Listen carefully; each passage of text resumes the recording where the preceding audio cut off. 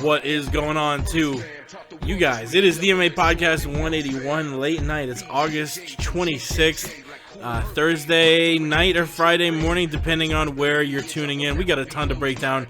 UFC 202, the UFC's second event in the T-Mobile Arena. The first one fully run by WME, IMG, the new owners, headlined, of course, by Conor McGregor and Nate Diaz, the rematch. We're going to break down the whole card. This weekend, we got a couple of cards. Benson fighting on Bellator on Friday.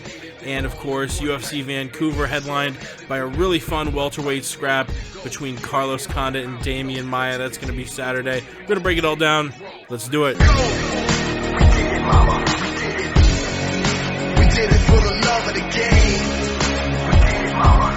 I did it for. Yes, mama. The game will never be the same. We did it, mama. I did it for. You're listening to the MMA Podcast. That's right. It is the MMA Podcast. Thank you so much for tuning in. As always, you can follow us at the MMA Podcast. If you're listening live, you can call us 213-457-3380. If you got some hot takes, visit themmapodcast.com. Click the links at the top to subscribe on iTunes, YouTube, SoundCloud, all that. Joined tonight, not by one co-host, but by two. The first one you are very familiar with recently. Of course, coming in from the deserts of Southern California at Sweet Pappy Jones. We got P Money on the line. What's going on, dude? Oh, Jake, it's a beautiful Southern California Friday evening over here. Always a pleasure joining you. And to say I've never been more excited for anything in my life than to do this show right now, I do not think would be any piece of hyperbole. Quite excited to kick things off with you and our good friend that's also joining us this evening. Yeah, I won't keep the curtains closed any longer. Pat, of course, you are familiar with because he's done the last 20 shows. But if you have listened to this show for any amount of time, the person I've probably co-hosted more of these with than anyone else. He's at Twitter at the Aunt Jimmy Show, the host of the Word on the Street podcast. It's Ramses, man. Ramses is back, son. What's going on, dude? Word on the street. All right. Sorry I've been gone, folks, but me and Jake, we had a little fight in person. Actually, legal issues. Yeah, we met in person. I whooped his ass, of course. So, but now he's having me back on, so he must be at the end of his last rope here. It's word on the street, but for this time we'll switch it up. It's I'm taking over the block, I'm taking over the corner, taking over the neighborhood, the city. So it's word on the block now. That's what it is. P Money, good to talk to you. Jake, man, I whooped your ass. Word on the street. Look, Bold there's word. still no video out.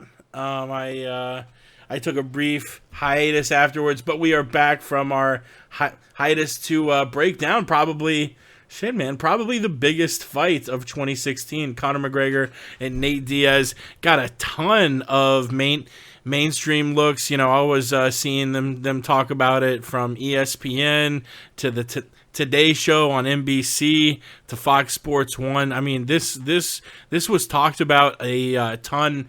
The rematch fight that obviously Nate Diaz won, the first one via submission.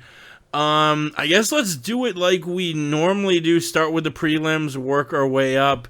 Pat, what stood out to you on the prelims of this card, UFC 202? A lot of unexpected fights. I thought Chris Avila would do a little bit better against Lobov, who struggled in the tough finale, Lobov just, pushed his will forward, won every round, easy 30-27 there. I was shocked by the Lorenz Larkin versus Neil Magny. Larkin didn't just finish him; he whooped him for 4 minutes and then finished it up with elbows in the first round. I guess I sort of expected that Cody Garbrandt over Takeya Mizugaki finish. Garbrandt with another quick finish, and I don't know if he gets cruise next or not.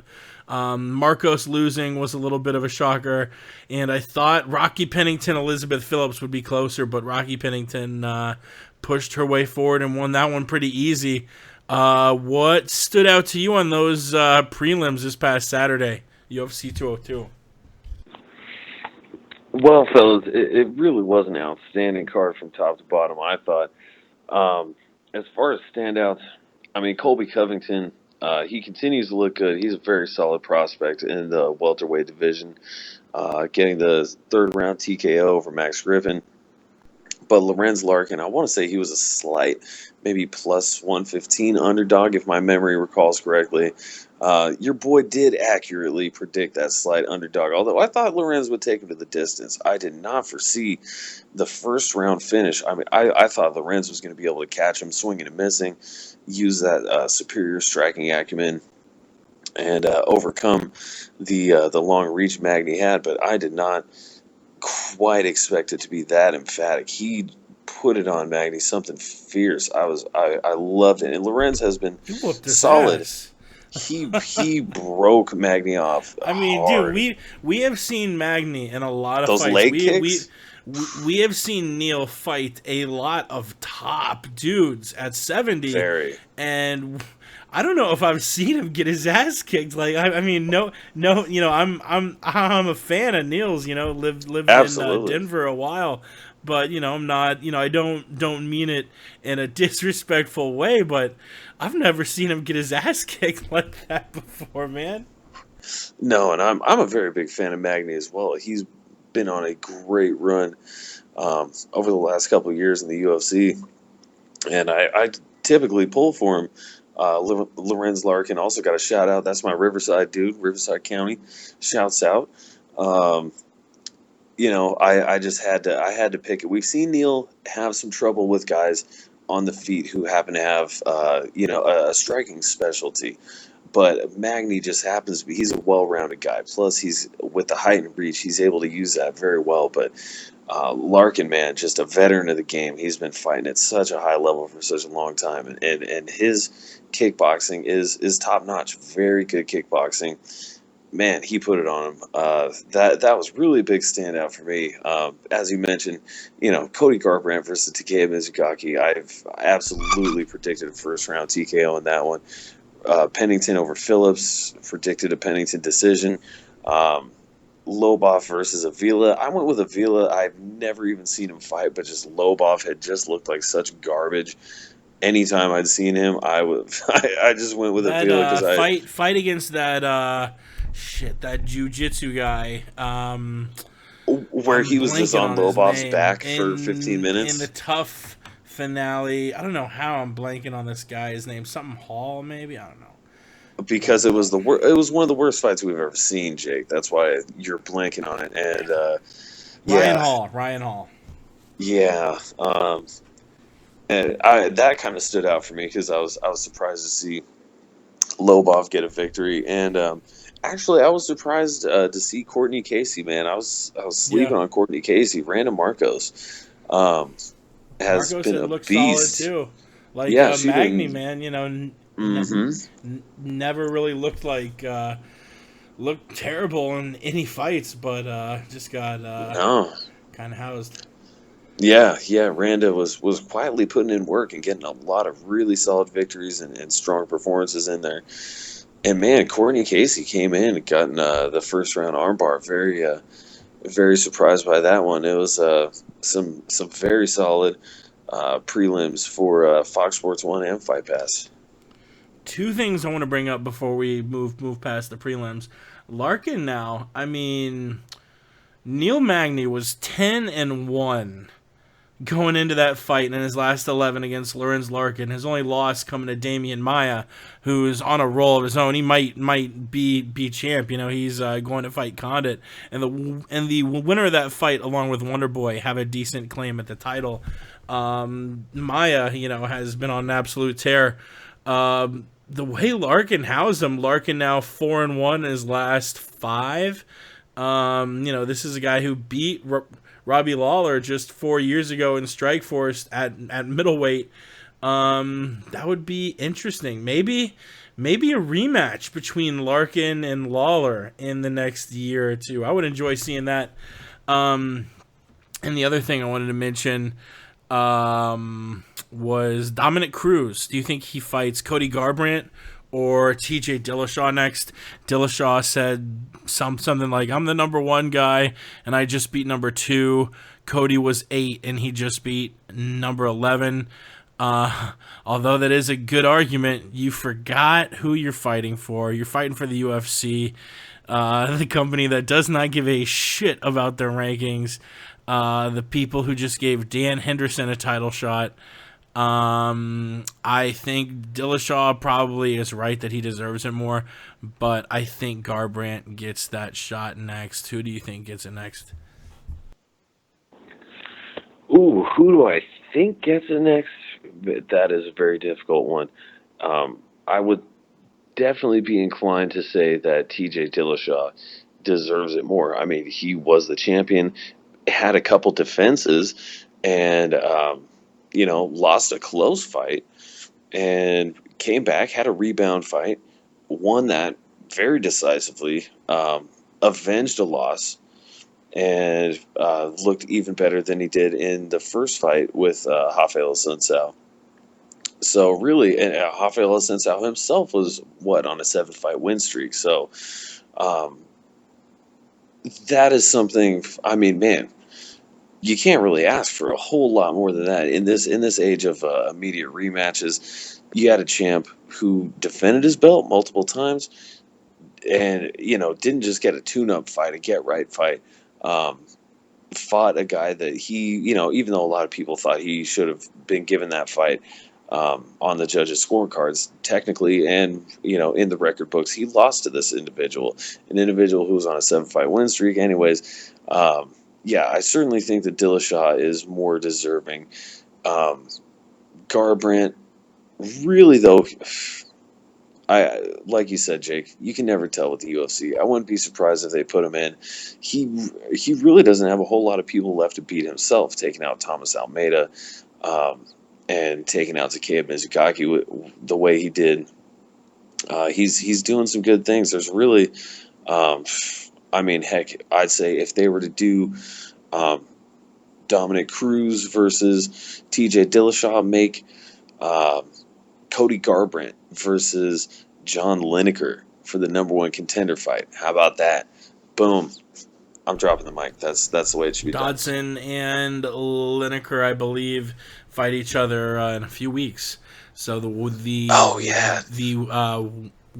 winner of that against Cody would be a hell of a banger. All I know is I want to see Cruz fight Mighty Mouse before they both retire, because talk about a GOAT fight. That would be just an awesome rematch to see. Let's move to the main card. This was a weird card, man. You had Ultimate Fighter China winner Ning Guang Yu. He was supposed to fight Marlon Vera. But instead, like a few months ago, he tested positive for clenbuterol, but then USADA found he ingested it without fault or negligence, so they put him back on the card. Like I guess the batch tested positive, and it was like 1 part per billion. I don't know. So they put him back on the card. But because of delays, I guess they moved him from last weekend to next weekend, and now because of passport issues, the fight's not going to happen at all. Just a lot of weirdness around that fight.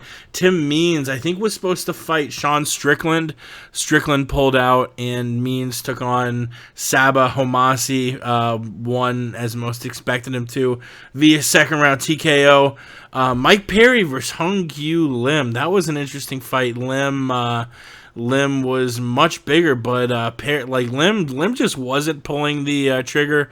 Perry, a UFC newcomer who made no fans when he either when he did a fake handshake toward Lim at the weigh-ins, or when someone in his corner said some racist thing about Asian people, like they have slanted eyes or something. I don't know. Just not a very likable character. Ends up winning a first round TKO. Kept dropping him over and over. I think it was the left that finally caught Lim and sent Big John in to stop the fight. And then I guess we'll stop with Donald Cerrone and Rick Story. Cerrone just putting it to Story, wins the first round easily, and then knocks Story out with a video game-like combo to end the fight. I guess I'll stop there, and then we'll do the main and co-main on their own. But yeah, Means, Perry, and Cerrone all winning their welterweight scraps to start off the main card. Well, I suppose I will get into these sets of fights first. Tim Means, my boy, the Dirty Bird. Love his fighting style. Great to see him get that victory. Big props to Sabah for taking that fight on such short notice. I thought Tim Means would get it done in the first. Had him down for a first round TKO, but he got it done in the second. And I just love his Muay Thai, the way he uses the elbows and knees. He really utilizes his length very well in just about all situations, I think. And I was also very surprised Mike Perry defeating Hyung Wai Lim, the Korean superstar. Man, certainly has looked a lot better in previous fights. Like you mentioned, just for some reason looked like he wasn't pulling the trigger there. Mike Perry, though, he certainly did not have that issue and put it on Lim, something fierce for that first round TKO. And Donald Cerrone, too. I must say, I picked Rick Story in this fight. I was going with Story. Cerrone is my dude. But Story is as tough as they come. I don't think he's ever been TKO'd prior to this fight. Just the chin that is unfazable. Solid wrestling. I mean, really, and training with, I want to say, Benson Henderson over at the MMA Lab, I believe is his camp. So, I felt like Story really had a lot of factors going his way. But Cerrone, my goodness, using takedowns and using every strike in the kitchen sink, he has just been looking amazing at welterweight. Not that he hasn't been looking amazing at lightweight as well, but no one has ever TKO'd Story in his career before, and that combo, my gosh, it was, what was it? It was like it was the punch, then the kick to the body, then another punch as he was. They were all so accurate, just falling right on the jaw as he was bending over in pain from the leg kick. He was getting punched in the jaw with the left hand, and then getting hit with the head kick. Just the whole thing. It was quite a lovely display of violence from Donald Cerrone there, and certainly a pleasant surprise for me. And a few notes on Cerrone before I go any further. All news that came out today. One, Cowboys going to be sticking around. There were rumors swirling earlier that Cerrone, like Rory McDonald, who I think it was made official today or yesterday, signed with Bellator. Donald maybe was going to hint to move to Bellator after his fight contract expired after his next fight. Said he really, really wanted that Eddie Alvarez title fight at 155 after he beat Story. Just today, he signs a new 8-fight UFC contract. So he will, he honestly might break the most UFC appearances and most UFC wins within that 8-fight streak, because I know he's close to it, and the people up there with him aren't that active. I think the only other active fighter up there with him is Bisping. Another Donald Cerrone bit of news. Just 4 hours ago, he posted on Twitter that he was awarded with his black belt from Elliott Marshall. So congrats to him for getting his black belt. And one thing I thought was noteworthy. I forget where I saw it. It may have been on Fox Sports 1 or YouTube. I'm not sure, but when Cerrone is lost, he's lost bad. He's not one of these guys who loses in just, a very narrow fashion. You look at his losses like Pettis, Dos Anjos, Diaz. They're bad losses, and all of them he said, that he's just woken up and not felt it, and he's, it's an excuse a lot of people don't buy, but as someone who's never going to fight on that level in my entire life, I'll go ahead and take the guy's word for it. And he said he just woke up for the Rick Story fight feeling terrible, sores, cramps, lost his mouthpiece or pad or wallet or something, and just the day was going terrible. And Greg Jackson said, look, this is exactly what we've been planning for. Your worst day. Because every time you have your, terrible days, that's when you lose. We have trained to fight on your worst day. Now let's go fucking do it. And, man, he looked electric against Story. So, maybe if he's gotten over that mental hurdle that he's had in prior fights, man, Donald might be a scary dude. I don't know. Do you think he? I listened to Rogan on one of his podcasts, who was adamant that Donald stay at 70 and keep fighting because he has looked great at welterweight and not go back to 155. I would say go back to lightweight if you can get a title shot. I mean, Donald fought Eddie Alvarez just a couple of years ago and kind of put him away. I think he could probably do the same if they fought again, and it would be a chance to belt one of the I mean, shit, he's going to go down with probably a lot of records, be one of the most popular characters in the history of the UFC, for sure, a Hall of Famer. And this is, man, he's really struggled against the elite at 55, and I don't know how he would do against, the monsters up in the top 10 at welterweight, or top 5 at welterweight. So this is a chance to, put a belt around him, just like they're kind of giving Hendo a chance to get a belt around him before he retires.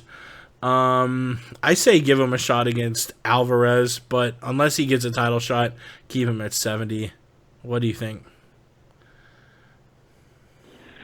Oh my goodness, that's a tough one. Really, I mean, he put it on Alvarez something pretty fierce in their first fight. Alvarez, he got some shots in. It went to decision.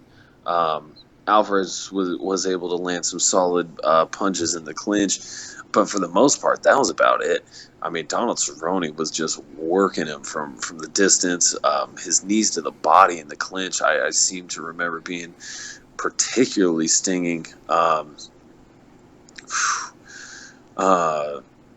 mean, if they want to give Cerrone another title shot, I mean, hey, if he were able to defeat Eddie Alvarez, they would have an active champion. That's for sure. That's like having Donald Cerrone as the UFC lightweight champion would be like, I hate to even bring up the WWE, but that's like having Dean Ambrose as your WWE heavyweight champion. It's you've got this lunatic madman, and he's down to fight anyone, anytime, anywhere. It would be fantastic, but we do know he has the intestinal issue. He has been granted exemption so that he can use IVs to rehydrate in the weight cutting process to get to 155 pounds. I mean, maybe welterweight is just a healthier option. I mean, Rick Story is quietly one of the beasts of the 170-pound division, and he always has been. That's always been the way I've looked at it anyways. I mean, he just is as solid as a fighter comes all the way around. Never been TKO'd. He'd taken Johnny Hendricks's best bombs. He's taken everybody's bombs. Nobody had put him out. Donald Cerrone was able to put him out with one of the more fantastic striking combos I can recall in seeing in any kind of combat sport ever. I mean, just I might be, I don't know if I'm being a little if I'm exaggerating, but it really was just a miracle in striking. That's okay. Now I'm definitely exaggerating. It was fantastic, but man, for me, I would like to see Donald Cerrone keep it going at 170 pounds. I mean, no, you know what? Instantly, no, that's not true. Go back to lightweight. You can always go back to 150. Or you can always go back to 170. It's so tough. I'm sorry. It's Donald Cerrone. He's the man. I believe he can kick ass anywhere he goes. Why not? If you can make 155, go get that title shot. Get some more of that title shot dough money. And hey, if he gets it against Alvarez, that's an opponent he's already beaten. So. And we'll move on, I guess. Speaking of 70, how wild is it that Rumble Johnson used to make 170 pounds, now at 205? And he's, I mean, Chael put it best on his podcast. He's, by a margin of 10, the scariest dude we've ever seen in the sport. I mean, just putting people away. I'm on my keto diet. I'm trying to lose a couple lbs here, but I had a little cheat night.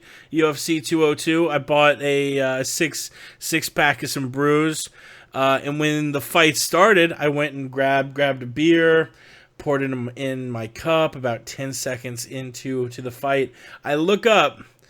Glover Teixeira's face is on the ground. The ref is rushing in.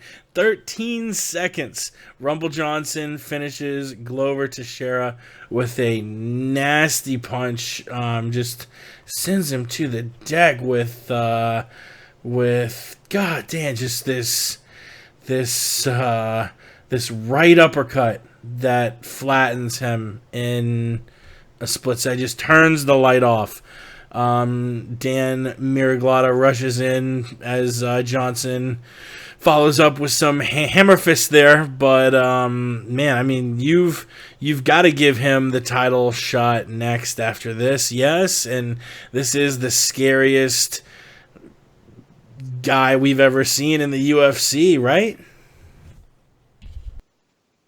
Oh man, I mean, he's certainly one of them. He absolutely is one of those guys. I mean, you look at I always look back at his fight with Phil Davis. That was one that really, oh my goodness, that was a scary one for me. The way he was able to stuff all the takedowns, beat up a guy so incredibly thoroughly, just muscle him. But no, oh my goodness, 13 seconds.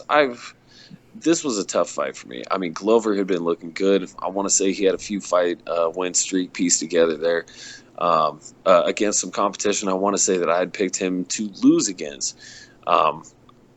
And this time I still picked him to lose because I just thought, Anthony Johnson is a beast. I didn't, even though I predicted a first round knockout, I did not think it would be 13 seconds. I mean, he comes out and just hits him with this shovel uppercut from hell, knocks one of the teeth out of his mouth, and basically is unconscious and the fight's over. It is just fantastic. And if you want to talk about someone who may have, the biggest opponent may be between the ears, heck, you could be talking about Anthony Rumble Johnson just as well as Donald Cerrone. I mean, this is a guy who, was up and down at 170 pounds and has just been beating the ever-loving piss out of everybody from light heavyweight to heavyweight. He broke Andrei Arlovsky's jaw, for Christ's sake. Broke the man's jaw. Andrei Arlovsky is 6'4", damn it. Do you realize that? Rumble he's had Eastern European. Rumble had that weight fiasco at UFC 142 against Vitor Belfort, where Johnson missed weight, and once he moved up, he's gone 12-1. And that includes a record of 6-1 since joining the UFC. He out game planned the shit out of Phil Davis, and then knocked out Big Nog in 44 seconds. Knocked out Gus in 2 minutes. Had that war against Cormier where he gassed out. Then knocked out Manoa 28 seconds into the second round. Knocked out Ryan Bader in 1:26. Now he's knocked out Glover in 13 seconds.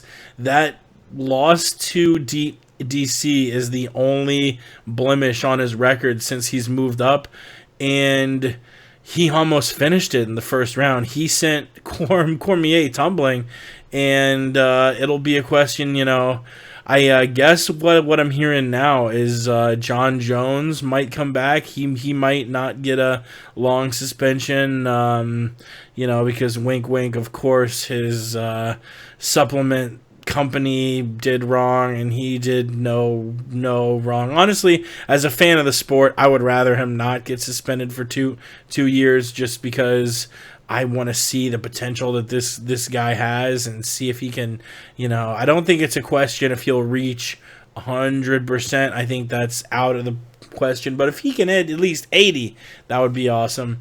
They're saying Johnson might fight John Jones in a title eliminator, give Cormier a break because he's been pretty active of late, and I'm not sure what's going to happen there. I thought it was for sure going to be Rumble versus Cormier next, but it looks like we might see Johnson versus Jones. Which would you rather see next? I guess I would rather see Jones just because. A, we haven't seen that matchup before, and we've seen Cormier versus Johnson. And B, I kind of want to see John Jones get knocked the fuck out. Not a bad answer there, Jake. Not a bad answer. Oh my goodness. I don't even know what I want anymore. Heavy in the streets. I'm we're hearing dipping. Screeching We're out. tires. Yeah. We're bending corners like Skeet Skirt, and doing big things. It's it's just Southern California. It's how we do, dog. But on the reels, for Rumble, I'd like to see him get that title shot. He has earned it. John Jones, he hasn't earned shit. He's just been failing drug tests and just fucking off what he has earned, and it's very unfortunate. And the only way I think you could even hope to help someone in that direction is not to continue to give them the path of least resistance, but hey, you want to get back to where you were?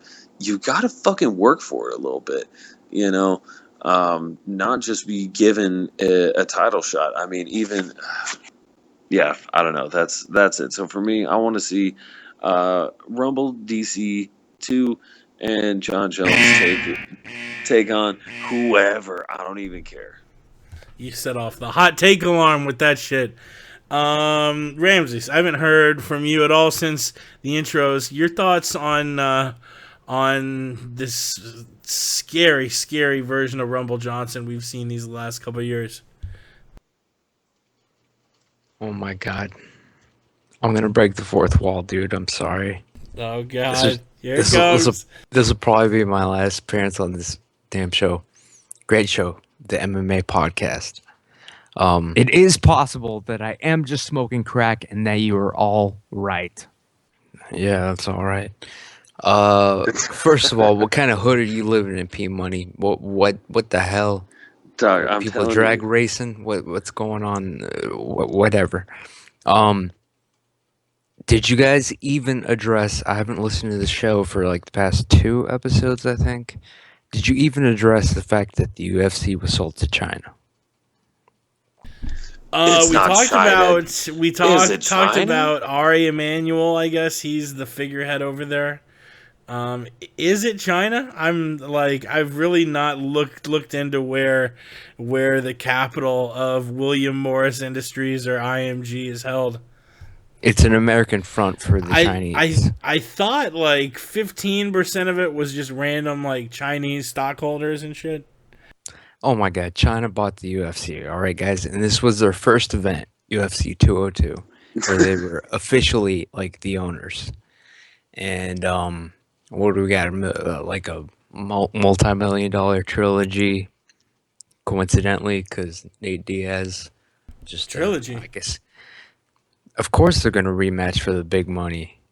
Of course. You know, we're save that because I was going to talk about that specifically. So save that. But Okay. Well, look, I watched. Yeah, we'll get some Chinese music playing for you. I watched UFC 202. What I saw were people pulling punches, giving it up, not even trying. All of a sudden, John Jones, the Chinese, buys the UFC, and John Jones is like, "Oh, he wasn't taking drugs after all." Really? Come on, guys. People are pulling punches, giving up submissions, or not going for them. Taking dives left and right. Not even trying. That scale, I doubt it was even real. It's just like so obvious, man. It was such. It's the UFC. It's the Ultimate Fraud Championship now. All right, Ultimate Fraud Chinese, whatever. Ultimate Fraud China. All right, it's over. Even Lorenzo Fertitta walked away. What, on Wednesday? That was his last official day. Yeah, right. He laughed his way out. I'm trying not to curse these days. He laughed his way to the bank. Right? Dana White's sticking around just because figurehead. But oh my God, these fights were so staged. I mean, like, chick fight was real. The Larkin fight was questionable. You notice every Asian somehow miraculously lost. Why? Money. P money. C money. Chinese money. All right. I see one Japanese and one South Korean fighter lost. I said Asian, whatever. That's what I meant. They're all the same to me, man. It doesn't matter. Whoever's gonna make the most money the next time around is gonna win from now on. All right. And Glover, you can't tell me. Remember when he fought Rampage in the last fight? When Rick Story kind of looks Asian. When they were trying to beg Rampage to come back, and he fought Glover, and like Glover like obviously carried him the entire fight. Like, come on, man. So of course he's gonna take this dive. Random Marcos reps Iraq, which is technically in Asia. Right? They don't care about the women. That's fun. That's just fun. It's just pride, man. This is pride now. It was so obviously is that a bad thing? Staged on most of the any fight that mattered. It's not a bad thing if you realize what it is. But now I can't even bet on the fights anymore because, like, I'll be like, all right, I know they're gonna stage this fight so that this guy wins. Yo, dog, this music is beautiful. Shout out to best traditional music ever of all time on YouTube by Chinese Drama Music. But what is your argument? Didn't you think all the fights were works before? Like, what's the giant change here? They weren't works before. You were. They were, but now it's so obvious. Like, it's gone full WWE. Like, any money fight was rigged. It was so obvious. You can see people pulling punches, man. Not going for. You're like, why doesn't he take him down? Why doesn't he do this? Why didn't he hit him? It was like, it was painful. It was painful. And I'm sorry to bring this up, man, but like, the UFC company has been sold. And do you think they care about anything? Do you think they care about the sport? Really? They care about the money. They're taking over. I'm not even racist. I'm probably, let's just call it 1% Chinese. I don't know, just so I can have a cop out. It don't matter. Come on, man. Come on. The owner sold the company. It's a fraud, man. It's a fraud. Damn. That's a word on the block. It's a word on the street, the corner, the neighborhood, the city, the country. All right. And a dark message from Ramses in the word on the street. A dark. Do you have dark a rebuttal? Message. I mean, come on. They sold. I sold it. have a rebuttal that I noticed. I noticed they put hashtags and then the fighter's name on the banners of the octagon. That's another thing. It's gonna Real be quick. business as usual, folks. Nothing's gonna change. Real quick, if you go to the UFC Consume. website now, Obey. Nothing's If you gonna go- change. if Business you go to as the usual. UFC.com website Everything's okay. Consume. and check out Obey. the UFC 202 card, like the matchups, if you just click on the fighters, like the photoshopping in is so bad. Like even Ross Finkelstein could do a They better need job. to hire Like, Ross Finkelstein. like, and like, their, go to UFC 202, click on Diaz McGregor. I'm not gonna talk about the fight, but I'm just saying, click on that one. Well, the UFC flops a bunch. I think they kept the same front office. I don't think Everyone much looks like they have crack cocaine dust on their feet. crack cocaine dust on their feet. That's been around. Rousey had crack dust on her feet when she fought. And she had like And then yellow Conor's got the jaundice, belt. like yeah. Even though it wasn't a title fight. Speaking of Conor, let's I'm move sorry, on I'm to Conor sorry, man. versus I'm Nate. just- No. just so I angry, mean, man. I mean, we I don't know. We could go around the pole Sports for dead. a while. I like Conor versus Nate. A 5-round war, man. Shoot, we did not get a finish like we did the first time. I actually the first times through scored it 47-47. I gave Conor rounds 1, 2, and 4, 10-9, and I gave Nate a 10-8 third round, a 10-9 fifth round.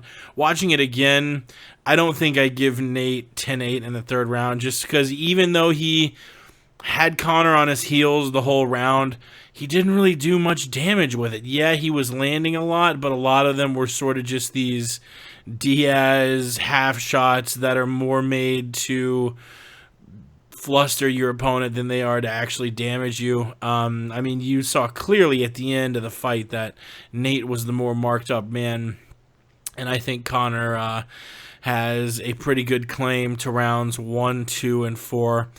So I was glad Conor won because, you know, he had, you know, the 10 point scoring system's weird, and I actually said I scored it 47-47, but I think Conor deserved it a lot more, and I got a bunch of hate tweets. Well, you fucking moron, you know. I actually, this is a perfect time for my blocked section where I read tweets where I block the person who sent them to me. And that one goes to like 4 people who like were just really rude about it. And it's like, okay, just because, you know, I don't think the 10-point must system is perfect. Under those rules, I scored at 47-47. Upon review, 48-47 Conor. But yeah, Conor definitely deserved to win. And Chael, you know, I hate to quote the same podcast a bunch of times on my own show, but he made another good point on his show, which is definitely worth a listen. You're welcome on podcast 1. He said that it's interesting to listen to Goldie and Rogan, not just for their commentary and their insight, but what they're sort of hinting at, because they are definitely getting word from the truck, just like, you get Vince piped in with the commentators with the WWE, and Rogan and Goldie seem to be trying to sell this trilogy fight a lot. At the end of the fight, going into the interviews, leading them after the fight with questions, talking about the trilogy a lot. And I think just because there was such a negative backlash, I feel like Dana and the new owners were going to try and go after a trilogy. And I saw nothing but negative reactions to it on Twitter. I mean, I actually mentioned to Ross a few days before the fight, I was like, man, I'm just ready for all this Nate versus Conor shit to be over. Conor has a weight class. He hasn't defended his title once. And Nate can get back to, can sit on the 13 mil he just made a few nights ago and chill for a while. But, man, I just want to see Conor go on and do new things, because this Nate thing kind of gets him nowhere. And I think a lot of fans agree with me. And since then, Dana has changed his mind, apparently, saying that he'll only let him fight Aldo or move to 55, relinquish the 45 belt, and fight Eddie Alvarez. I think a fight against Floyd Mayweather is on the table, just because that would make him so much goddamn money. A lot of intrigue. First, I'm getting sort of ahead of myself here. Pat, I know you saw the highlights. Were you able to score the main event? And overall, what do you think of the rematch between Nate Diaz and Conor Mack? That was the one we were in Vegas for their first fight, right? And saw like the weigh-ins and all of that, right? Yeah, and I got that giant cramp in my leg at the MGM Grand Garden Arena. Good times. No, and that was the night we did the podcast. That was the live from Las Vegas edition, where your boy P Money eerily accurately predicted exactly how their first encounter would go out. If I recall correctly, I said that would be exactly like. What was your prediction this time around? This time, what? Actually, I'm gonna have to go back and double check and see. I think I might have picked Nate again, but I was actually I was a lot more torn on this one. I mean, the first one, I was dead on. I said he was gonna get hurt in the first round, overcome adversity, beat him up on the feet, submit him, exactly like his fight with Marcus the Irish Hand Grenade Davis. You guys can dig it up from the archives, from the MMA podcast. I called that shit to a T. This one, I mean, there was so much more time. And really, Conor, he put in a lot of good work against Nate in that first round. That first round was all Conor. He was busting him up. But it just didn't look like that power against the patented Diaz chin was quite enough. I mean, Diaz, of course, came on and just really put it on him late there. But I said, okay, there's time now for McGregor to go back to reevaluate the game plan. I mean, even I want to say the night of the fight, minutes after the fight, he was talking about, oh, you know what, I did this. I overloaded too much. I did this, that, and the other. He was already analyzing and looking at things. And this was a tough test. Granted, really, you can paint this how you want it. They're both lightweights. They've both fought at 155 throughout their careers, and really that's what it comes down to. Nate just has a lot of height and a lot of reach, and they did both these fights at 170, and now they're 1-1. I think it's Conor definitely seems to deserve it more. He dropped Nate repeatedly. Pretty much most of the people I've come to talk to about it say, yeah, Conor got the fight. And I mean, it really, I've never been one to say, oh, look at their faces afterwards. But dang, Conor McGregor did not look too bad, whereas Nate Diaz was looking like the Elephant Man. That's my boy. Nate Diaz is my boy. but he definitely got touched up. He got dropped repeatedly in that fight. He had his moment. I mean, it was a fantastic scrap. Ultimately, I think the judges got it right. It should have went to Conor, and it was certainly a good time. Was speaking to the homie Allen after the fight at Westland Eagle AH, and he made a good point, which was in the first and second round, I think Diaz got clipped and pretended to get knocked down, like sort of playing possum, like we see Fabricio Verdum do, kind of play possum, act like he's dropped, get Conor to come into his guard, and then cinch him up from the bottom.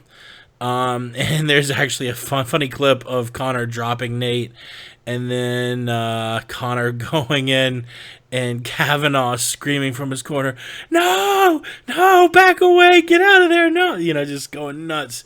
That I think kind of turned around and nipped Nate in the ass as far as that. Those two occurrences getting dropped in the first and second round, a knockdown's a knockdown, and even if you're faking it, it's still a knockdown, and that counts a lot against you in the judge's eyes. I don't know what the rules are if a judge suspects the fighter to be playing possum, but that's acting like you're getting hurt when you're not really getting hurt is not a good strategy if the fight's going to go all 5 rounds. Both of them made a shit ton of money. What next for Conor Mack? Oh boy, well for Conor Mack, really, it's got to be Aldo, man. It's got to be Aldo. Well, it has to be Aldo. If it's not Aldo, it's giving up that belt. It's giving up the belt and doing what though? What do? Do you give him Eddie Alvarez just because that's the fight? I'm pretty sure. I don't know. It seems like every champion these days is saying, "Oh, I want the big money fight." Well, every fighter, but especially the champions. "Oh, I want that big money fight. I want that big money fight." I wouldn't even be surprised if Eddie Alvarez had said he wants to fight McGregor. So. I can see that fight coming down the pipe. It all just really depends. Personally, I want to see McGregor at 145. We got to see McGregor at 145. You can't show up to the UFC, go 7-0 in the division or some shit like that, win the belt, the undisputed championship, and then just never have a title defense. Like that's. No, I want to see that happen. So I'm hoping it's that versus 155 or 170, at least for one match. Ramses, you were getting on to earlier on what you thought was next for Conor. Do you wanna ride that wave? I think I cut you off when you started to talk about it. This fight was absolutely staged. The fight was a work, people. You even know it deep down, Jake. All right? Playing possum. Acting like he got knocked down. Well, guess what? He was. 3 knockdowns, but couldn't finish them. On every other level, Nate was dominating. He had more strikes, more takedowns. And he was like, some of the takedowns, most of the takedowns, almost all of them were just half-assed. It was. This fight was such a clear, fraud. I don't need. I'm trying. Because I know you're gonna give me that Susquehanna fucking weed. That's exactly what this was. All right, it was just a setup for the trilogy fight. Nate walks away with what, after taxes, maybe $7-8 million. And then he's guaranteed another rematch. Come on, what would you do? What would you really do? And then these new owners, I'm sorry, I'm repeating myself, but I'm speaking the truth here. This is so fake now. Like, you're living in denial. You invite me to your home and you give me the Susquehanna weed. I'm telling you, like they go the distance. Connor like ekes it out with just knockdowns, where Nate was obviously, you even know it yourself. Nate was obviously giving him the knockdowns. Come on, guys, come on, man, Nate was Nate come was on. trying to play possum to draw him into grapple To with get him. the submission, yeah. Do you How many submission attempts did he have? None. what do you think the chances are to see Conor versus Floyd next? I mean, they would both make a boatload of cash, but Well, it Conor would depends on how much the probably. Chinese are going to pay Mayweather. I It don't would know. not be under the UFC banner. No way. No way. It But would. obviously, Conor. this trilogy Conor. is going to happen. I don't think we see the Floyd fight because Conor would really need to break some bonds with the UFC and burn some bridges, and he Oh, if still it's has boxing, a lot of it's not money going to to happen. make. Yeah, he still has a lot of money to make in the UFC, and I don't see Floyd like signing with the UFC. It would need to be under his own banner. It's got to be Conor next. Even though I just saw on Twitter, Jose Aldo tweeted like some cryptic thing about Conor's gonna flee and not fight me. So I hope that's not the case. But you all know Anything this else on trilogy is Conor? coming. There's no way that no one wants to see that fucking trilogy. That's what I'm Nobody. saying, man. What a coincidence. What a damn coincidence. It was a total mismatch. At He least moves all up of two the weight other classes. BS Come on. high title fights the UFC has made are fights people want to see. They want to see Bisping versus Dan Anderson. They want to see these weird, mismatches. No one wants to see Diaz versus Conor 3. I know I certainly You're don't. not average. Everyone is a lot. Like, I mean, Conor is does gonna happen. not need Nate Diaz to make a big amount of money. It's gonna happen. It's gonna Conor happen. made Aldo bigger. He made Diaz bigger. He'll make whoever he fights bigger. I just don't see it happening. Pat, you were about to chime in. Oh no. I think I pretty much I got my little soundbite in there. No, it's really. I know I personally have no interest in the trilogy. I really didn't even have that much interest in the second fight. I mean, the first fight was a miracle in that it ended up kind of like salvaging a card there and helping to retain some interest in being a ridiculous affair overall. But ultimately, that's what it was. It was a ridiculous affair. And really, there was no need for it to be repeated, but it was. I really just don't think there's a need for a third one. That's the thing that I think a lot of these people are not realizing. They say, oh, you know what? Oh, well, we got to do the big money fights. We want to give the fans what they want.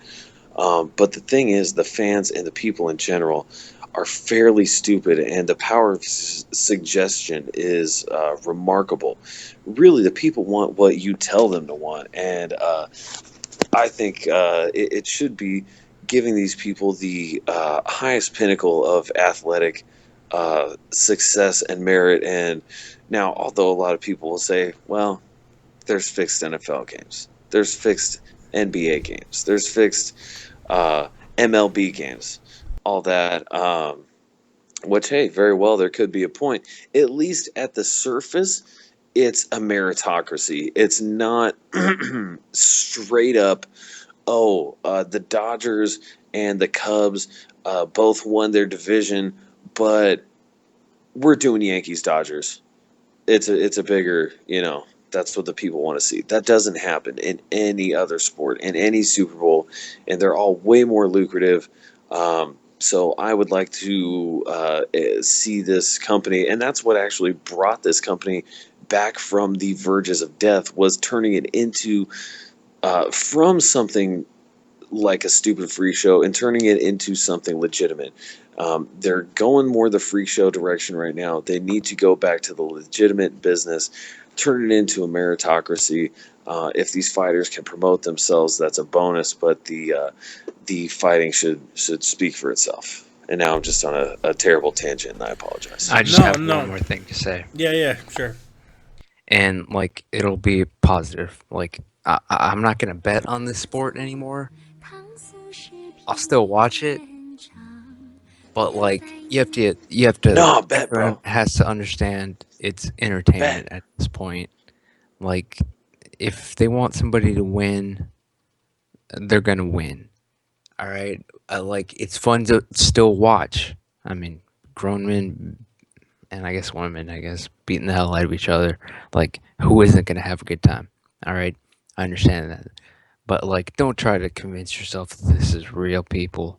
Like, my God. I can't believe some people are still. But, no. Ramses, it is fun. It's a fun sport. You are a silly motherfucker.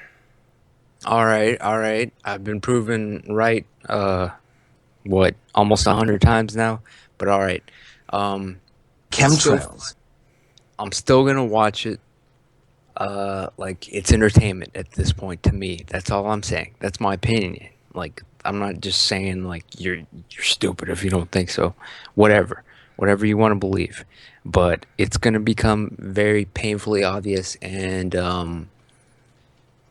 I'll keep watching, but I'm not gonna bet anymore. I used to bet and like actually cash on this, but not anymore, man. This is just ridiculous. But it is a fun sport, mixed martial arts, man. Let's see who. Tower 7 got demoed. All of a sudden, John Jones is like, he wasn't taking drugs. Okay. And just real quick, last thing I'll say, you mentioned Chael. Just thoughts. I'm not going to say prayers because you know where I stand on that, but very, very proud of him for getting back up and just getting right back into it. And lost his baby daughter a couple weeks ago. It's that's one of the hardest things that humans got. I'm not sure humans got to go through. So definitely send some positive energy over Chael's and condolences. His family's way. No. That's perfectly all right. You know, speaking of Chael, it's been heavily rumored by himself and others that he's interested in getting back in it.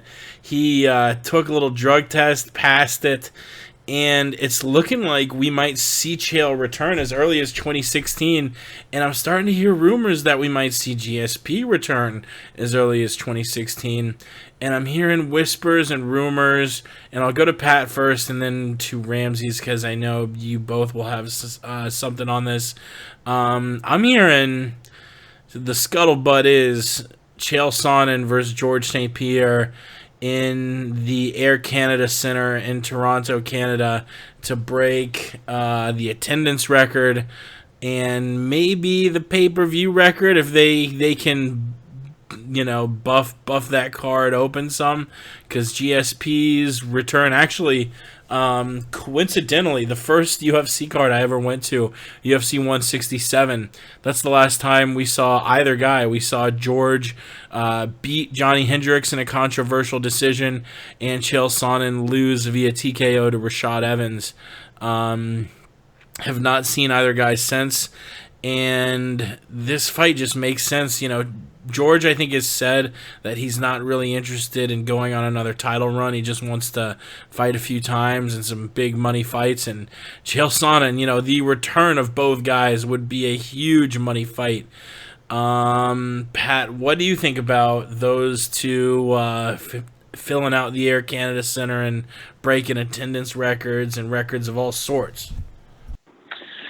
Jake, I trust you have the cash register drop queued up. Because really that's what I'm thinking of this fight, and I love it simply for the fact that I hope they get it made, just because then GSP's not fighting for a title. Chael's not fighting for a title. They're not doing any of this bullshit. It's big bucks. They're just fighting each other. I'm assuming to be 185 pounds. Man, that would just be a great fight. Haven't seen either of these guys compete in some years, and God bless them. God bless them both. I really would love to see that happen. Just, I think it's perfect. If they want to do fights of this caliber, or let some of the retired fighters, older champions, do things like coaching tough, doing the broadcast analyst thing like that. That's excellent. Let's have the older fighters doing things like that, and or fighting in matches against each other, as opposed to having current champions coaching tough or some bullshit like that. Now let's get the older guys active. I mean, granted, I don't want this to turn into Bellator putting on Hoist Gracie versus Ken Shamrock, which just did not need to happen. Their combined age was 102 going into that fight. That was just unnecessary. But these two fighters, with the UFC and their healthcare policy, all that good stuff, I'm sure they would be coming in tip-top shape, cleared by all the doctors, all that good stuff. So I think this would just be big bucks and big fun too, fellas. Big fun. Yeah, Ramses? Well, let's cut you off there. If anyone with half a brain has been listening to anything I said, I've said it all. And so, since Fifth Amendment. Damn right. It sounds like Ramses knows something. Let's do a backtrack to the way Conor got. What is this video? Damn you, pop-up videos, Flow Combat. You need to stop doing this. What the hell's going on? Auto play like a mother. Auto playing like a bitch.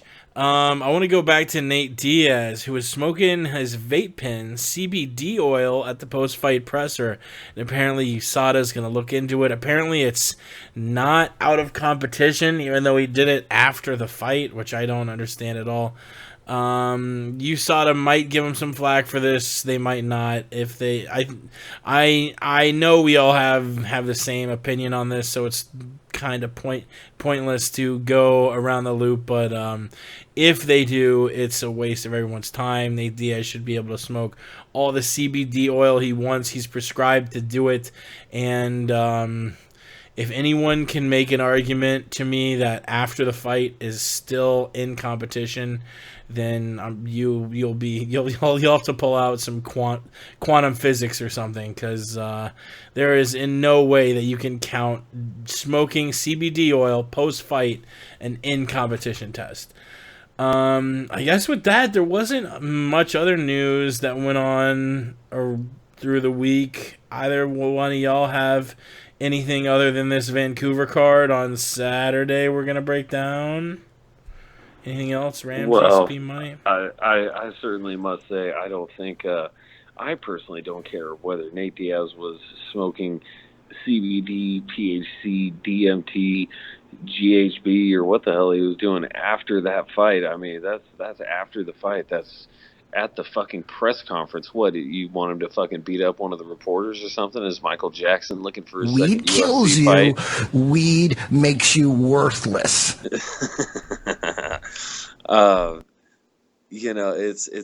It's so clearly out of competition. It's mind-boggling as to how they could even make it an issue, and how they, oh my goodness, these things aren't performance enhancing, people.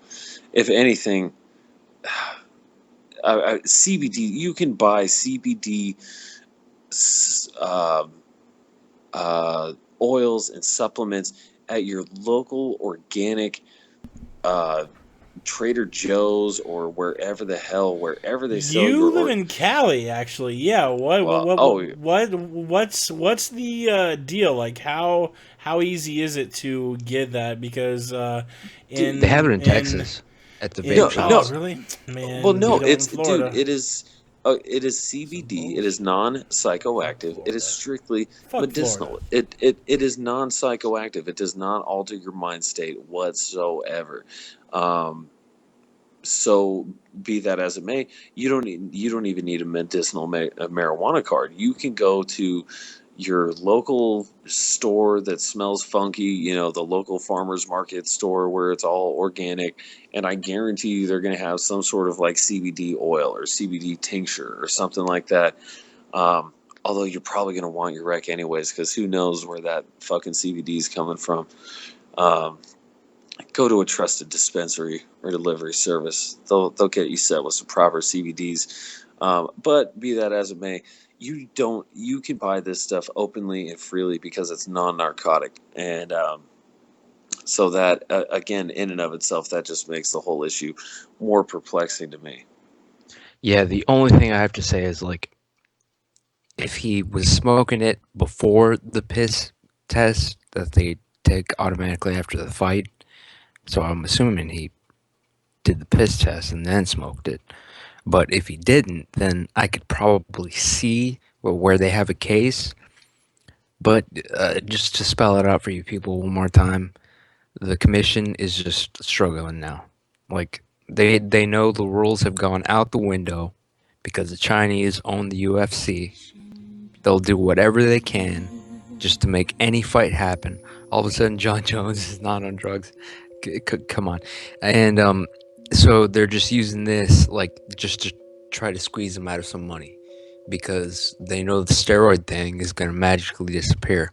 And mark my words, right here, right now, 3:27 a.m., 8/26, the year 2016. The steroid thing is going to start to disappear.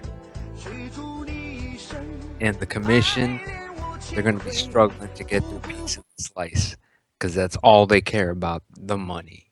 They don't know a damn thing about the sport. All they've ever gone after is the money.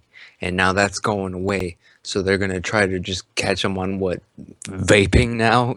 Like, it's such a joke. And I'm sorry to do this, Jake, but, like, it's just a joke now.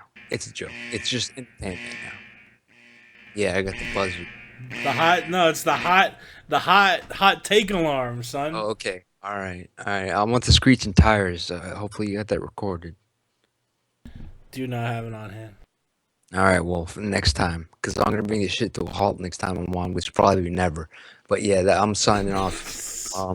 No, hey, stay on for Maia Condit. Oh, yeah, I'll do the outro, but I'm just saying, like, this is probably going to be my last damn show. I might even I might jump into the river and just... You said the last show would be your last show, so each show has been a stay of execution. Yo, let's get back on. Let's get to UFC on Fox Vancouver this Saturday. No. First, let's talk about Bindo. He's fighting. Oh my God, he's fighting. What's his name? Pitbull Freire. They both weighed in yesterday. A title eliminator fight. At lightweight there. Bellator, what is this going to be? 160? Yeah, Bellator 160 here. It's going to be tonight now that it's Friday, where we all live. Tonight on I guess, Spike. I guess they're still doing those Bellators on Spike. Are they still on Spike? I know, right? They've been on Spike forever. He faced Andre Koreshkov a few months ago, Bellator 153, for the welterweight title, lost via unanimous decision, and now he is going to be fighting Pitbull Freire for the lightweight title, which is now being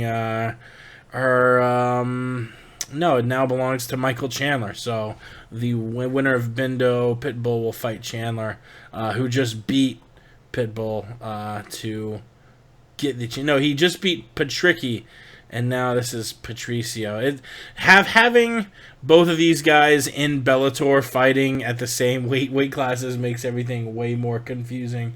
But yeah, it is Benson Anderson versus Patricio Freire for a shot at the belt. I have Benson.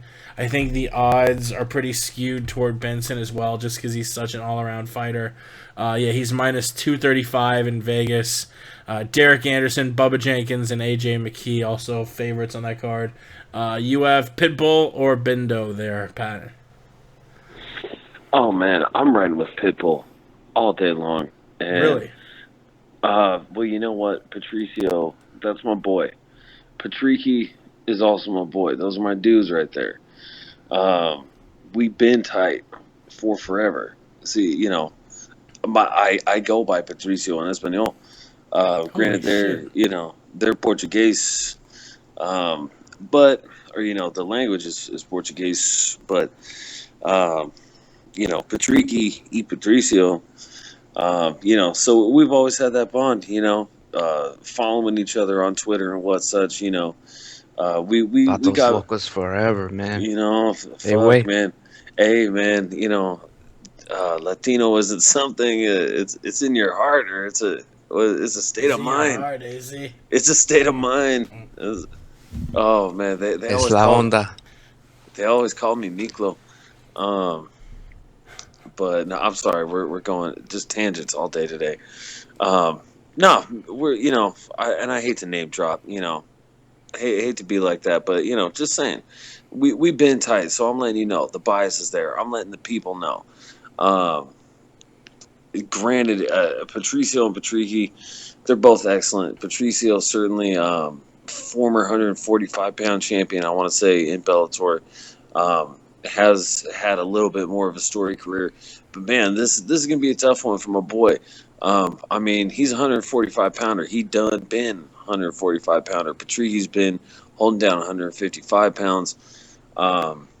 So he's going up against a super large lightweight in Benson Henderson, a guy who had been fucking around with a 170-pound division. It's going to be a huge size disadvantage, I think, for my boy. But he's very well rounded, man. In those hands too, Patricio got them hands. He's got some combos. He's got some power, and he's got some good game. I want to. Shoot, I was gonna say he's there with Nova União, but I actually want to say they're with Team Nogueira. I believe Team Nogueira is the more accurate. Is the camp that they're with, but man, it's going to be a good scrap either way. I certainly think my boy Patricio, he is a fucking scrapper. He's going to get in there and he's going to get it. And maybe that quickness might do it. Either way, I'm going with Patricio. Ride or die. That's my dude. Very hyped up. Ride or die, and yeah, that's Bellator 160, which I'll look up. That'll come on Spike tomorrow. What time? Do I have a time I can pull up here? Friday, August 26th. Nope, you didn't put a time. Yep, here we go. 10/9 Central on Spike. Moving on, UFC Vancouver, Maia Condit. Let's start with the prelims. The prelims aren't really that stacked. What, I don't get to weigh in? What the hell? You just said you didn't have. No, go ahead, Ramses. I'm sorry. Before I rudely just bulldozed your spot. Jesus Christ, Jake. God damn. Yeah, man. What the hell, man? What kind of show you running here, man? Wait. How much are they paying you, man? How much you in? I'm in too deep. I gotta say, the NWO has paid Jake to silence Ramses. Sí, mi hermano Patricio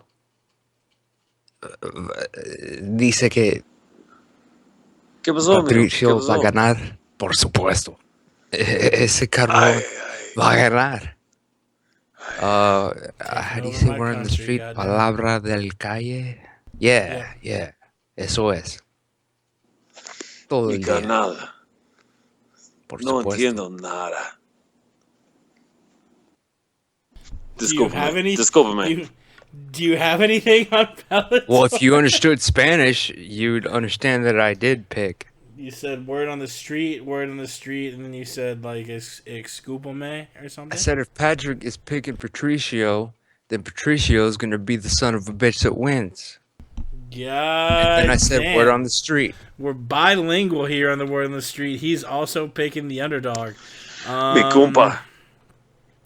Yeah, let's go to the UFC Vancouver Saturday night. The main card starts at 8, but we'll start with the prelims. Like I was saying, not many names you're familiar with. A lot of people making their UFC debuts. Chad Laprise is a familiar name. He'll probably win. Sam Alvey versus Kevin Casey. That will be worth watching. Alvey a -225 favorite, but a lot of close fights as far as Vegas sees. And a lot of new fighters, so we'll probably. I mean that is the makings for some awesome ass fun fights. You have two young fighters who are going to scrap and try and stay in the UFC, and Vegas sees it about even, so it'll be a test of wills. We'll see a lot of. A few middleweight fights, a couple lightweight fights, featherweight fight on the prelims. Anything stand out to you before we get to the main card, Pat and Ramses? Oh boy. You know what? It's not too bad really. I mean, Chad Laprise versus T-Bow Gucci should be decent. Alex Ricci versus Jeremy Kennedy could be pretty good. Yeah, not the most stacked prelims there are, but again, could be one of those cases where the lesser known names deliver bigger results. And you know what, Ramses, I was just gonna holler at my boy on the side talking about making those bets, and this is a trend I had also noticed myself, especially with the bigger fights, the ones with the bigger promos.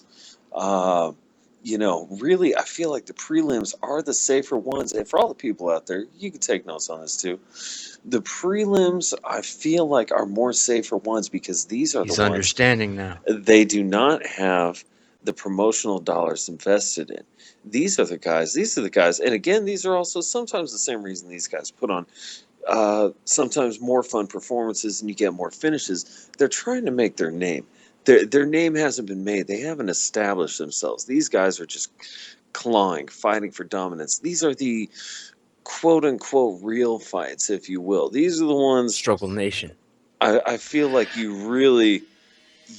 could put a couple bucks on these. Although I must say, when Nate Diaz beat Conor McGregor the first time, I said, you know what? Maybe the fix is not in, because if that's one fight they wanted a motherfucker to win, they wanted Conor McGregor to win that fight. Let's be honest. They gave him, what, 8 days notice? I mean, I'm just saying. But if you're looking to lock down those bets, man, the prelims are not bad, or sometimes even the, some of the opening bouts of the main card, stuff like that. Every now and then, those are some good ones. Again, I'm scraping the bottom of the barrel myself. I had to go with my Riverside homie, Lorenz Larkin at plus 115. That's about the best I could do on the last card. But fortunately, the predictions held up, and I think there may be some hope yet. But it's definitely you have to be so discerning these days, folks. So discerning. A todo madre, man.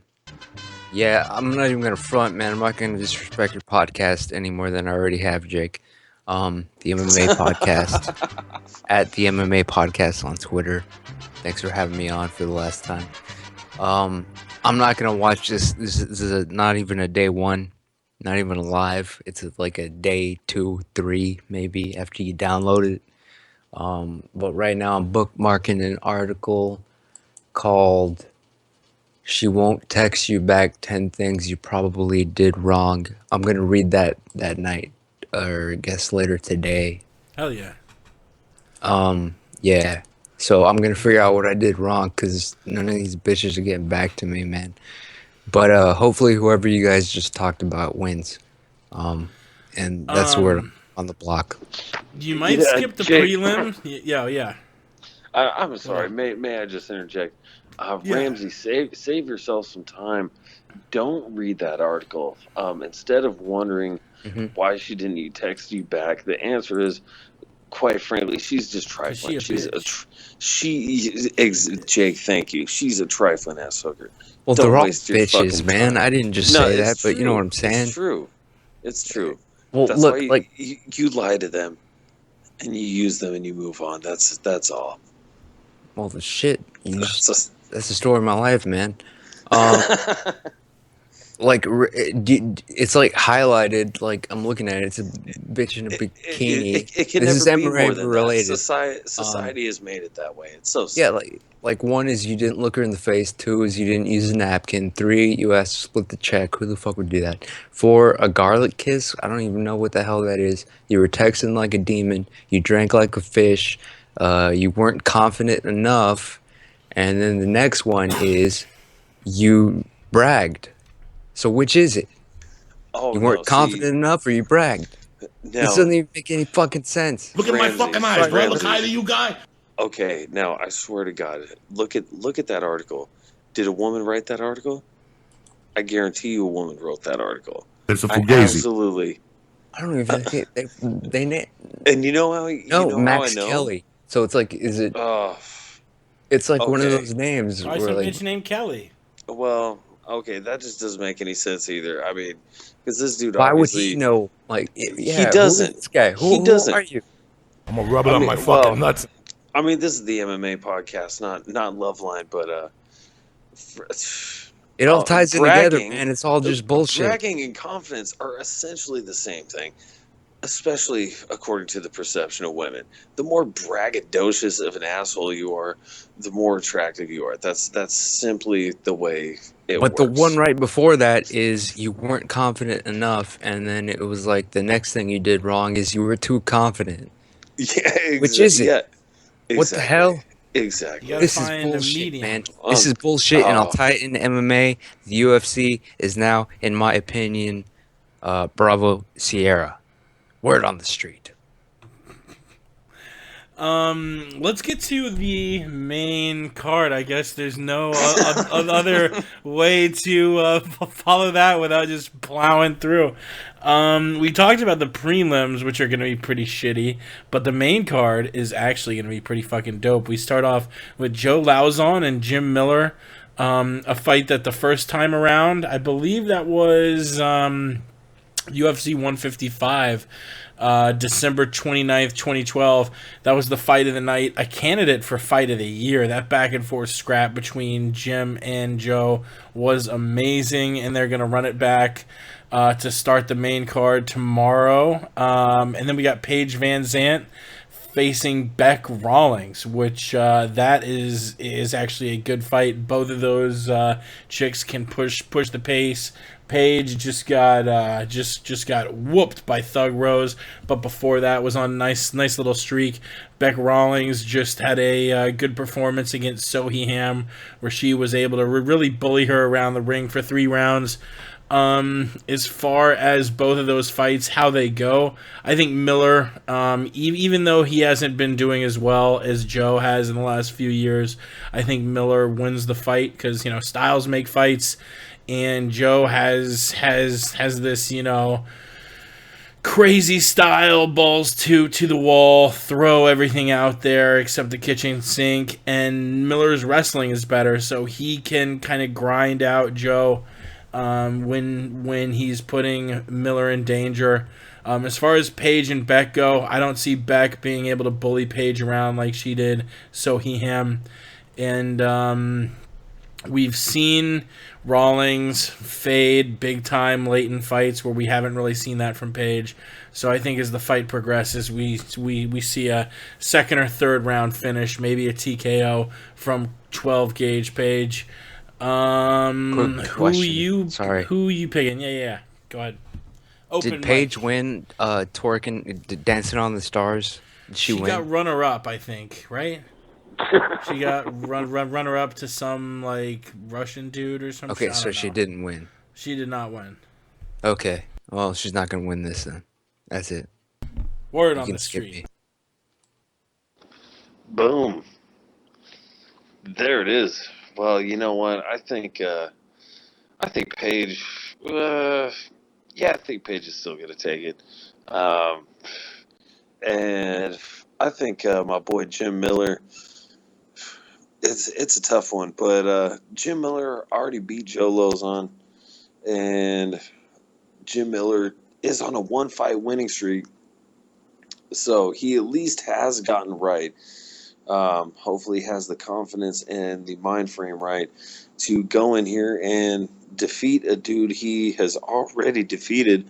And pardon me, Jim Miller is an underdog according to every sports book. So just saying, when a guy's an underdog to a dude he's already beaten before, not saying you may want to put a couple bucks on him, but that's pretty much absolutely what you want to do. I think where's that cash register drop? I think Jim Miller. There it is. I think Jim Miller may just have enough gas in the tank to make that one cash out. Cha-ching. Yeah, those screeching tires has got to be the next drop, man. What if it ended like in a horrible collision and like you heard people screaming and dying? All on podcast live. That would have been the best podcast ever. Yeah, but I want to hear the wreck. You know, like whenever you hear that noise, you're always like, man, oh God, like I don't want these people to die, but I want to hear the wreck. You're on the edge of your seat. You're on the edge of your seat, like, oh. And then you want to hear like people on fire and shit, like maybe a little kid. I don't know. I don't know what you guys are. Oh no. But yeah, this fight, I'll be lucky if I see it by Monday, and that's the word on the block. Really, dude? Joe Lauzon, Jim Miller. Do you remember their first fight? I don't know. Crowd I panic certainly sound effect. So wasted. But I remember they were both covered in blood, like it was Saw 6 or whatever on the mat, something like that, right? Didn't even Rogan say that? Joe got cut open bad. Yeah. Yeah, so hopefully it'll be bloody, but that's about it. But I'm not watching this until Monday. It's a day 3. Main event. Ramses, your boy, Tony Pettis, moving down to featherweight, making his featherweight debut. He lost 3 in a row. He lost his belt to RDA. He lost a split decision to Eddie Alvarez. And then he lost a unanimous decision to Edson Barbosa back at UFC 197 earlier in April. Decided to move down to featherweight, where he faces Charles Oliveira.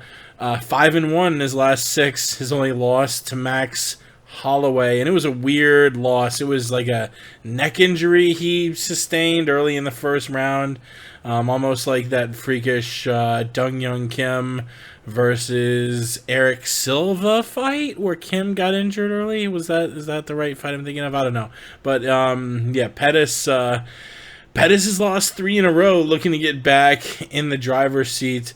Pettis actually a minor favorite, minus 167. Man, this is really tough. And as much as I want to pick Charles Oliveira here, Pettis is going to be a much bigger handful than, say, a Miles Jury, the last guy that Charles Oliveira fought. This is a guy who I think still has a lot of skill, and I hope still has a lot of potential in the sport.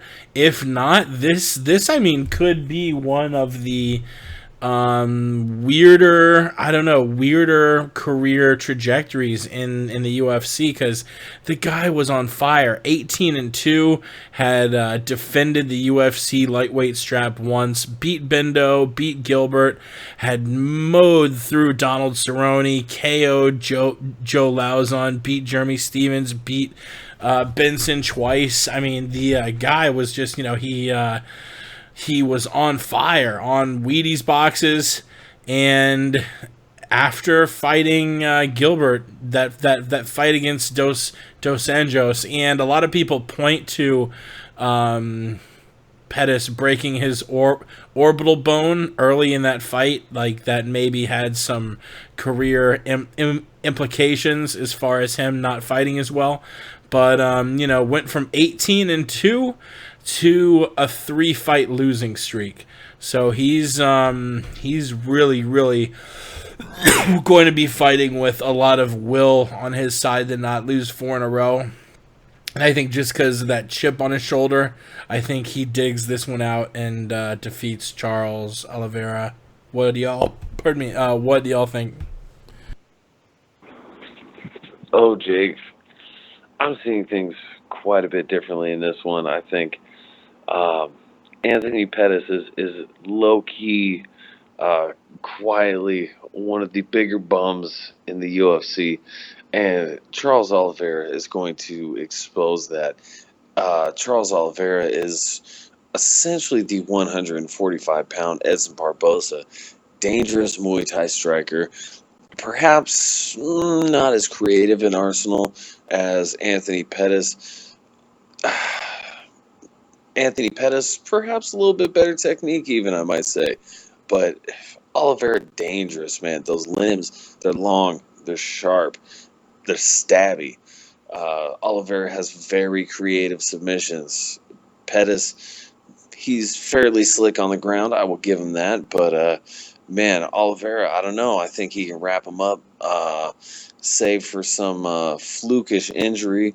I don't think we'll see that. I mean, Oliveira, he's been in there with some of the best. Frankie Edgar, he lost that fight, but, man, he gave Frankie Edgar a fight. That was one of the more beat-up times Frankie Edgar has ever seen.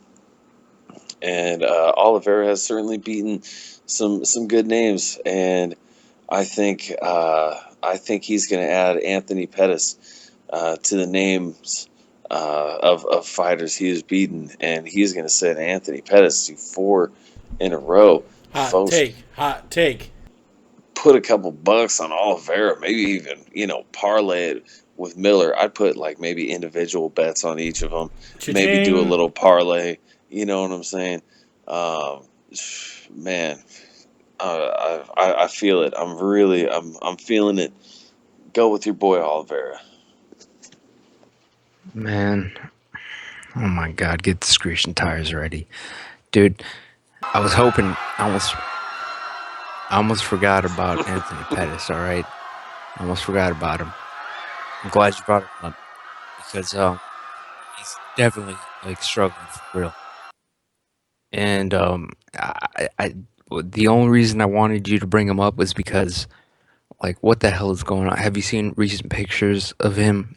What the hell is going on with his Frankenstein forehead? His forehead? No, I've not seen pictures of him. Google the most recent picture of him. He has a legit Frankenstein forehead now. He looks like that other Brazilian guy, Dos Anjos? Yeah. I swear to God, Google a recent picture of Pettis. He is unrecognizable at this point. And he gets injured more than a damn senior citizen living on a 3rd-floor apartment. All right? It's ridiculous. I would not put money on him. You think he's hitting that HGH, Ramses? I mean, you're talking forehead growth now. Look at the I'm the last one that should be saying it, but look at it. Look at it. Just Google it. Just anything recent. I Googled Anthony Pettis' forehead, and I'm not seeing anything here. No, just Anthony Pettis, and then just look up by a date, the most recent week. Whatever. He's unrecognizable. It's ridiculous. He's obviously hitting that well, we all know what it is, the bomba. On that H, I'm scouring Twitter at the moment. There's got to be a Twitter pic. Yeah. Oh, wow. Yeah. You see it, right? Yeah. He doesn't even look like the same person. No, it's like it's like his brow is sticking out way more like a Neanderthal. Exactly. He's straight up Cro-Magnon now, man. Wow. He's struggling, man. A little bit different. He's unrecognizable. It's ridiculous. So like I'm not. Like I said, I'm done betting these fights, man. Here, Pat, for your sake, I will send it in our little Skype chat thingy right now, so you can look at it.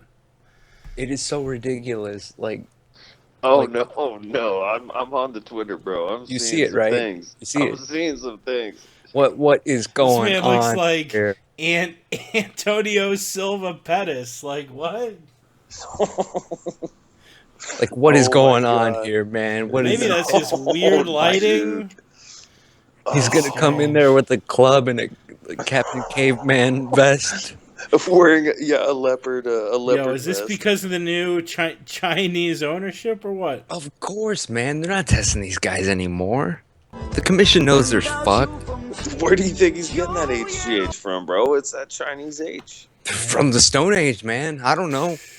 Look at this guy. It's fucked up. And anybody listening, just Google it. Trust me. You'll be like, that's not the same guy. That's not the same guy. What the hell?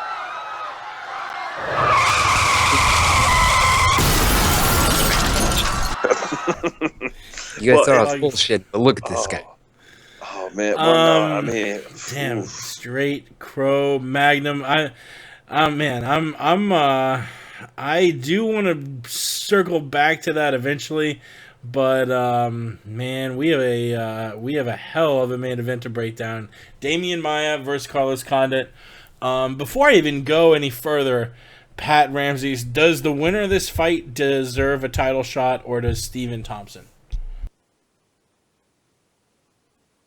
Those men.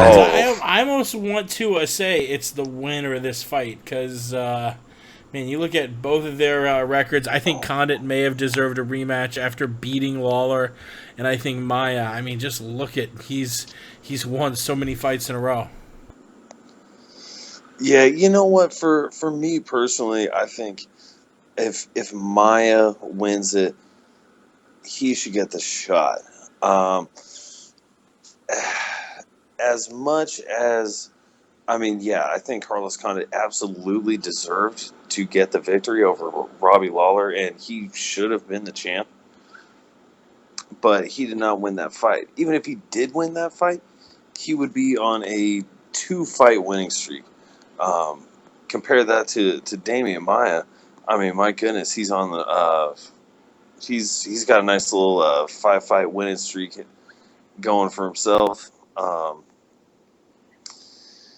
And I mean, very convincing too with the 170-pound division. Some solid submissions there, and he is what I want to say. I think 8-2 overall at the 170-pound division. I mean, really, I think personally, pardon me, Wonder Boy should be next, no matter what. It should be Wonder Boy versus Woodley. That should be the fight they're setting up. And then the winner of Carlos Condit versus Damian Maia should just take on the winner of that fight, whoever holds onto the belt at that time. I mean, really, the time frames, I think, work out fairly decent for that fight and for such an arrangement to be made. I'm Team Condit all day. I mean, Damian Maia, you're really gonna pick Team Instinct? It's Team Mystic all day, man. Yeah, let's break it down. And Condit, I mean, man, I wish we got to see him fight more. He hasn't fought more than twice in a calendar year since back in 2007 when he was with the WEC. He fought once in 2014, once in 2015, and yeah, I know he had that brutal knee injury to Woodley, but you know, I'm glad this is the second time we'll see him fight in 2016. The first one, that split decision loss to Robbie Lawler. I see him beating Maia. Maia can take out everyone who's not the top of the top. When he fights the Alexander Yakovlevs, the Matt Browns, the Gunnar Nelsons, the Neil Magnies, the Rick Storys, the Dong Young Kims, of course he's going to win all of those fights. But when he goes up against the top of the top, in his last two big tests, like a Condit, have been Jake Shields and Rory McDonald. Lost both of those fights, and what's noteworthy, got worn out in both of those fights. Carlos Condit, if you want to talk about gas tanks, I mean, Condit wore out Nick Diaz in their fight back at UFC 143. Whoa. Yeah, and I think Diaz won that fight? Yes, 1-2-5. That's a whole nother story. Thank you. Rick's story. No, but Maia seems to be able to get to this point and then drop a fight. I have Condit winning, even though, you look at Maia's record, he hasn't lost in his last 5. Condit's last 6, he's 2-4. So a lot more shaky, but he's also fought a lot bigger caliber. Those 4 losses come to the previous champ, Robbie Lawler, which was a controversial decision, Tyron Woodley, the current champion, via knee injury, and 2 close but unanimous decisions against Johnny Hendricks and George St. Pierre, which I think were both scored correctly. Condit is a motherfucker, though, man, and is as much as I think Maia is dangerous and can strangle anyone who's not the top of the top. Carlos, I think, qualifies to be top of the top. I think he wears him out, wins a close 3-2 or 4-1 unanimous decision. I got the natural born killer. Team Condit all day. Oh man, short and sweet Ramses. You know what? I'm really leaning towards Condit myself. I mean, Damian Maia, his grappling is next level, but Carlos Condit, I mean, I don't know if people forget. I mean, I'm pretty sure he does get respect for being an all-around badass. But man, he does have some pretty awesome grappling credentials himself. I mean, if we're being honest, it's nowhere near the level of Damian Maia's, at least in the international Brazilian Jiu-Jitsu circles. But if we're talking about mixed martial arts, which is what this is mixed martial arts match. Carlos Condit has fought some of the best mixed martial artists with grappling-based styles. And come out victorious in a good number of those fights. I mean, my goodness, his fight with Rory McDonald. You could take a look for yourselves. Truly, it's he is spectacular everywhere. He does have a great striking style. He's very good, very versatile, and he's got Greg Jackson's MMA. That's where he's training out of. They're drawing up the best game plans in the game. Man, really, Carlos Condit, his one knock has been American wrestling style. Oh, American wrestlers, they'll get the takedown on them. Carlos is comfortable with the jiu-jitsu. So, maybe kind of like the Nick Diaz situation. Maybe, he may not fight the takedown or, again, he's very creative. Maybe he'll try and work a butterfly sweep or something to that effect to try and get a reversal. But sometimes when you do that, you end up just plain giving up the takedown. That being said, Damian Maia does not necessarily have that style, but man, the style that Damian Maia does possess, really, he is one of the most superior grapplers in mixed martial arts and just in grappling overall in the entire world. You certainly can't sleep on that. I would not be surprised whatsoever if Damian Maia came in and submitted Carlos Condit in the first round. On the other side of that token, I would not be surprised if Carlos Condit came in and knocked out Damian Maia in the first round or the second or the third or the fourth or the fifth. We saw Damian Maia come in, dominate Rory McDonald in a brutal fashion for one round before gassing out and then getting severely beaten down himself for the second and third and losing the fight. This is going to be a 5-round main event. Condit has more tools in his toolbox. You have to go with the mixed martial artist with more tools in the toolbox, and especially there are just so many factors going Condit's way. You can't sleep on Damian Maia, but you also can't, because his seemingly glaring weakness has been his defensive wrestling, and even though he can fight off his back well, and he is decent on the mat once he gets there, it seems like that's that one weak chain, that inability to stop the takedown and wrestle defensively. Yeah, oh no, absolutely. And that's again, like I say, you can't sleep on Damian Maia, because even though he may to losing, it sure could. I mean, because he may not have an American wrestling style of takedowns, but that really doesn't matter. His grappling style overall, he is just so tricky, and the grappling strength that he does possess, he doesn't need to shoot a double leg to get you to the ground. He is a mastermind with it. So you never know. That really has been, even though Condit is strong and has a lot of he's got a lot of chops on the ground.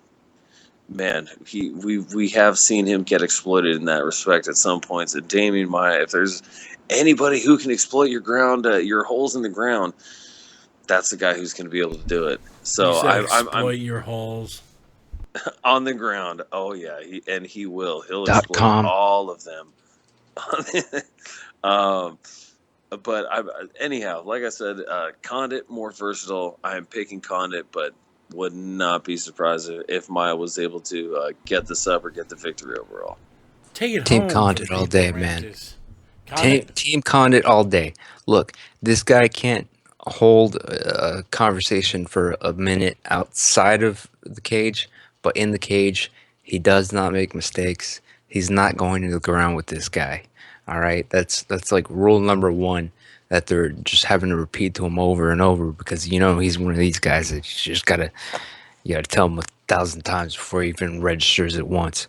But in the cage, Condit does not make mistakes, and he's not going to go to the ground with this guy. Calling him stupid?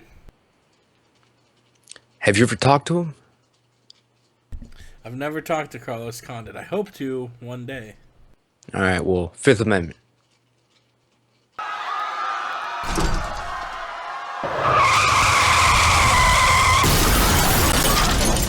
That's gonna be it. A little kid dying.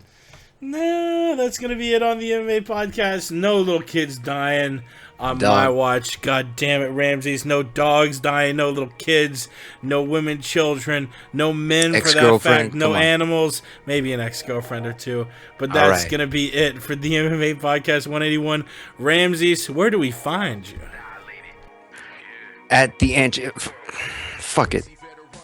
My phone's going off, man. What? Yeah, just whoever's contacting me now knows, so ask them. I'm out.